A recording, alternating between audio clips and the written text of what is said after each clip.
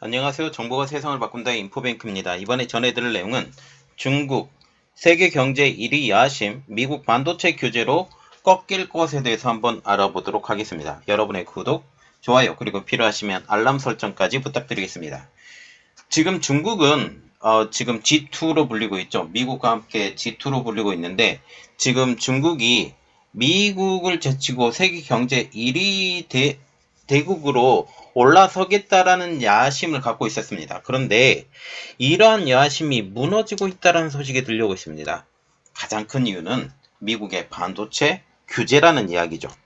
결국 미국의 반도체 규제로 인해서 반도체 기술 수준이 수십 년간 뒤처질 것이며 이는 결국 세계 1위인 경제대국 야심까지 무너뜨린다라는 것이죠. 자, 그래서 이번에 알아볼 내용은 중국 세계 경제 1위 야심, 미국 반도체 규제로 꺾일 것입니다. 홍콩의 사우스차이나 모닝포스트는 5일 기사에서 중국이 최신 반도체 칩 제조 기술을 손에 넣지 못하도록 미국이 밀어붙인다면 반도체 개발 속도가 수십 년 뒤처질 수 있다라고 보도를 했습니다.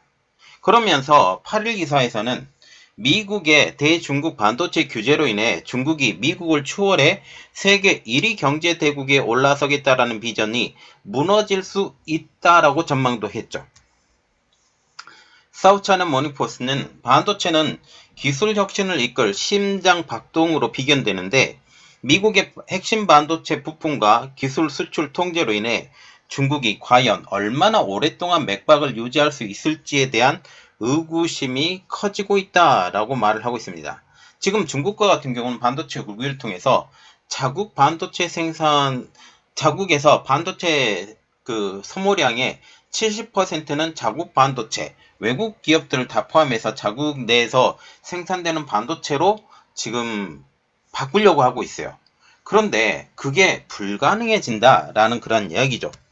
이어서 중국은 세계 최강의 제조 역량은 갖고 있지만 핵심 기술은 중국의 아킬레스건이며 미국 기술 규제 전략에 손쉬운 먹잇감이 된다라고 덧붙이기도 했습니다. 결국 우리는 그렇게 부르고 있죠. 중국은 최대 공장, 세계 최대 공장이라고 불리고 있어서 공장 생산 측면으로만 보면 세계 최강 이렇게 보고 있지만 결국 그것은 조립 공장일 뿐이지 핵심 부품인 반도체가 없기 때문에 이러한 것들은 결국 미국에 끌려다닐 수밖에 없다라고 말을 하고 있는 것이죠.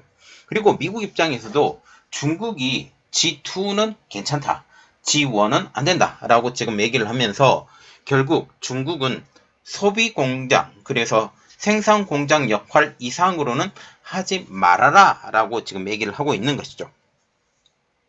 그러면서 자동차부터 스마트폰에 이르기까지 모든 것을 작동시키는 첨단 반도체를 장악하지 않고는 중국을 뛰어난 글로벌 디지털 강국으로 전환해 미국을 제치고 세계 1위 경제 대국이 되겠다라는 시진핑 국가주석의 희망은 무너질 수 있다라고 사우스차이나 모닝포스트는 관측했습니다. 토론토주의 장진 부교수는 사우스차이나 모닝포스트에 반도체는 현대 경제의 근간이라고 하면서 1위안짜리 반도체가 10위안어치 전기 용량을 지원할 수 있고 100위안 규모의 경제적 산물을 만들어낸다는 대략적인 추산치가 있다라고 설명을 했어요. 그래서 우리가 알죠. 우리가 DDI와 같은 경우 대표적인 것인데 DDI는 디스플레이에 들어가는 아주 작은 반도체야. 1000원 미만의 반도체로 지금 알려지고 있는데 이러한 반도체가 없으면 디스플레이 자체가 아예 안 됩니다. 이렇기 때문에 모든 생산 시설의 기반이 되는 것은 반도체인데 이 반도체를 극복하지 않고서는 중국이 세계 1위가 된다라는 것은 꿈도 꾸지 말아라 라고 지금 얘기를 하고 있는 것이죠.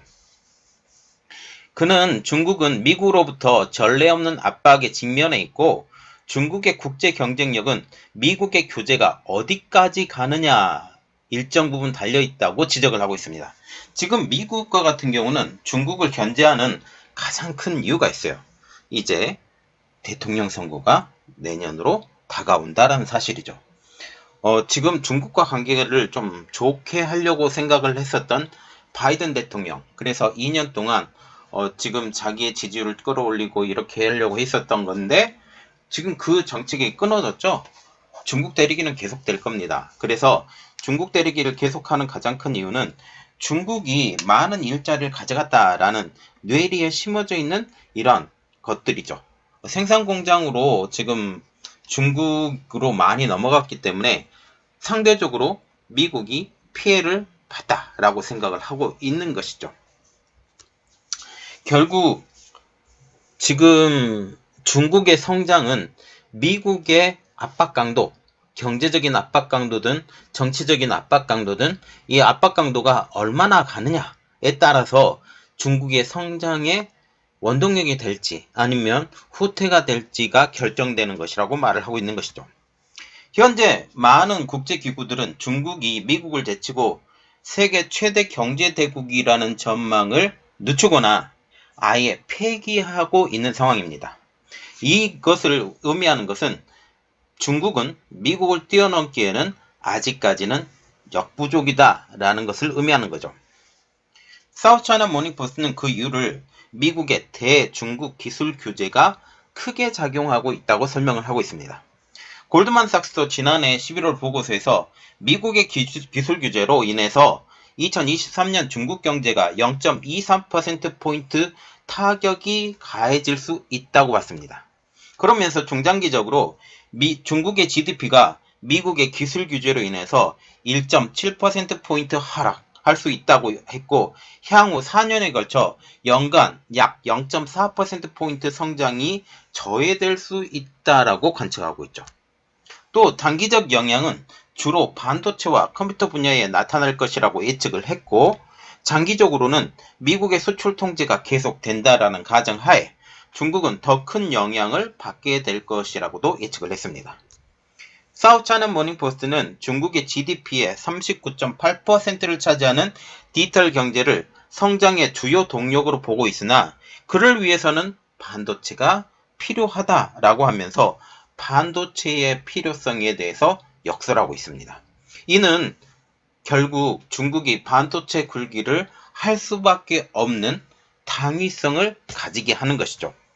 그러면서 미국의 반도체 통제는 이미 수면 아래에서의 무인 자동차로부터 고속 컴퓨팅과 인공지능에 이르기까지 여러 산업의 고통을 느끼고 있고 경제적 피해는 더 커질 것으로 보인다라고 관측을 하고 있죠. 대노항 컨설팅 업체 게브니걸 그레고노믹스 애널리스트도 지난달 보고서에서 사실상 중국의 모든 하드웨어 회사가 미국이 발표한 수출 제한의 여파에 대처해야 한다라고 하면서 이러한 제재는 미국의 반도체 발전에 저해한다라고까지 지적을 하고 있습니다. 결국 미국의 반도체 수출 규제, 미국의 반도체 장비 수출 규제, 이것은 결국 중국 산업 발전을 저해시키는 원인이 될 것이다 라고 하는 거죠. 만약 중국에서 이것이 생산이 되면 중국 내에서 모든 것을 생산하고 이것을 수익을 모두 중국으로 가져갈 수 있었지만 그렇지 못하기 때문에 결국 중국 내에서 생산이 불가능하게 된 상황. 이러한 상황에서 이제 한국의 낸드 플래시 업체와 디램 업체인 삼성전자, SK하이닉스도 이제 감산을 해야 될지 모른다.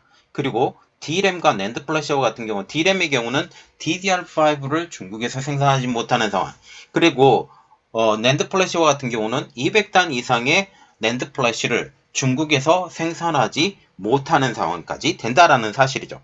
또한 SMRC도 타격을 받고 있는데 결국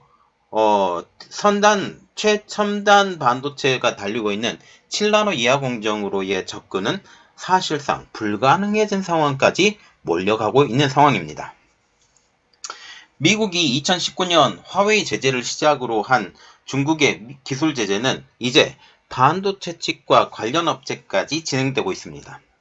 지난 10월 미국의 반도체 장비 업체에 중국향 수출 장비 금지를 한 데 이어서 이번에는 반도체 장비 선진국인 일본과 네덜란드까지 미국의 반도체 카르텔에 동참시키면서 중국 반도체 산업을 더욱 압박하는 형국이 되고 있습니다. 앞서 대만 반도체 컨설턴트 레슬리 우는 사우스 차이나 모닝포스트에 미국, 네덜란드, 일본 간 합의로 인해서 중국 반도체 산업이 지난 2년간 생존을 위해 의존해온 비미국산 장비를 향한 문이 공식적으로 닫혀버렸다라고 지적을 했습니다.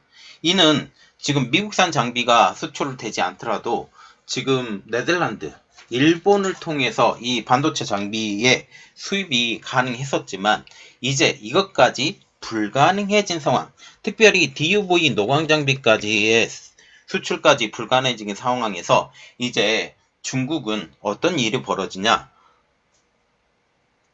공장을 증설하는 것 자체가 어려워지는 상황까지 벌어지게 되는 것입니다. 그러면서 그는 외국 기술이 없다면 중국의 반도체 산업이 잃어버린 입지를 되찾고 현재의 기술적 격차를 좁히는데 최소 20년이 걸릴 것이라고 전망을 했습니다. 여기에 EU도 올해 안에 반도체법을 통과시킬 것으로 전망되고 있어 글로벌 반도체 패권을 두고 경쟁은 더욱더 치열해질 것이라는 전망입니다. 지금 반도체의 모든 시선은 동북아시아로 몰려 있었죠. 한국, 대만, 그리고 중국 이렇게 되었던 것이 이제 그것이 일본, 한국, 미국, 대만 여기에 유럽까지 뛰어든다라는 사실이죠. EU 반도체법은 오는 2030년까지 전 세계 반도체 생산 시설 점유율을 현재의 9%에서 20% 수준으로 끌어올리는 것을 목표로 공공 민간 투자를 확대하는 것을 골자로 하고 있습니다. 중국은 반도체 자립률을 2019년 30%에서 2025년까지 70%로 확대한다는 목표를 세우고 투자 지원을 확대해 왔었죠. 지난해 중국의 연구개발인 R&D 지출은 전년보다 10.4% 늘어난 3조 900억 위안으로 역대 최고를 기록했고 이는 중국 GDP의 2.55%에 이릅니다. 계속되는 미국의 압박으로 중국은 지난달 말 공산당 중앙정치국은 비공개 회의에서 기술 자립 개선 방안에 대해서 논의했다고 관영통신인 신화사가 전했죠. 그러나 중국이 원하는 뜻대로는 되지 않을 것 같습니다. 한 외국 투자 반도체 공장의 선임 엔지니어는 사우스차이나 모닝포스트에 중국 정부의 각종 인센티브와 막대한 지출에도 불구하고 중국은 반도체 업계에 필수적인 세계 수준의 인재를 유치하지 못할 것이며 일부 정치 자금은 저부가가치 공정과 미완성 프로젝트에 낭비될 것이라고 말한 것입니다. 이는 어떤 면이냐면 아무리 많은 인센티브를 주고 아무리 많은 지출을 할지라도 인재들이 중국에 들어올 가능성은 점점 더 줄어든다. 자, 지금 어떤 일이 벌어졌었냐면 지난 10월에 미국의 영주권과 미국의 시민권을 가진 사람은 중국의 반도체 업계에서 근무하지 못한다 라는 말을 했어요. 이는 공식적으로 미국에 기대고 있는 모든 사람들이 이제 중국과 거래를 하면 상당히 힘들어질 것이다 라고 말을 하는 것이고, 또 저부가가치 공정, 다시 말하면 중국은 지금 첨단 공정을 하고 싶지만 첨단 공정을 하지 못하고 레거시 공정, 물론 더 많은 부품들이 레거시 공정으로 만들어지고 있기 때문에 이것을 점령하는 것도 상당히 의의가 있지만 실질적으로 수익을 얻는 것은 첨단 공정으로 가고 더 많은 첨단 공정으로 지금 이동을 하고 있는 가장 큰 이유는 4차 산업혁명을 통해서 더 많은 처리 속도가 필요한 상황. 지금 자동차와 같은 경우도 이제 첨단 공정으로 지금 달려 들어가고 있는 상황에서 이러한 상황을 들어가지 못하는 상황까지 된다라는 거죠. 그리고 미완성 프로젝트에 낭비될 것이라고 있는 것은 작년에 큰 일이 벌어졌죠. 지금 반도체 공장을 짓는다고 그래서 재작년이죠. 짓는다고 그랬는데 그게 완전히 공중으로 붕 떠버리는 그런 프로젝트까지 낭비될 것이라고 말한 것입니다.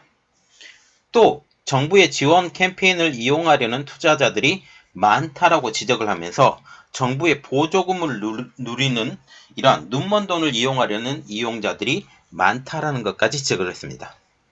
지금 중국은 G2에서 G1으로 올라가려고 생각을 하고 있어요.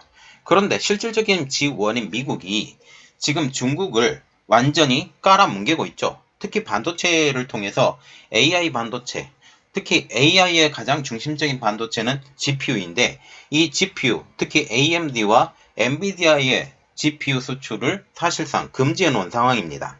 여기에 또 다른 반도체의 생산까지 지금 계속적으로 압박을 가하기 때문에 중국이 실질적으로 산업이 발전하지 못하게 만드는 상황까지 몰리게 되는 것이죠. 이러한 상황은 결국 지금 화웨이도 계속적으로 두들겨 맞고 있고 5G 통신 장비뿐만 아니라 4G 통신 장비까지 이제 막는 이야기가 나오고 있고 다른 회사들도 특히 오포와 같은 경우 지금 하이실리콘이 두들겨 맞으면서 많은 개발자들이 오포로 넘어갔어요. 오포로 넘어갔는데 여기서 또 어떤 일이 벌어지냐면 어플리케이션 프로세스로 불리는 AP 칩을 개발을 하고 이것을 TSMC에 주문을 하는 이러한 상황인데 여기도 두들겨 맞지 않을까라고 저는 개인적으로 생각하고 있습니다. 자, 이 내용이 어떻게 진행되는지 한번 같이 지켜보도록 하겠습니다. 이번 내용은 여기까지 하겠고요. 저희 내용이 여러분들에게 도움이 됐다고 생각을 하시면 구독, 좋아요, 그리고 필요하시면 알람 설정까지 부탁드리겠습니다. 감사합니다.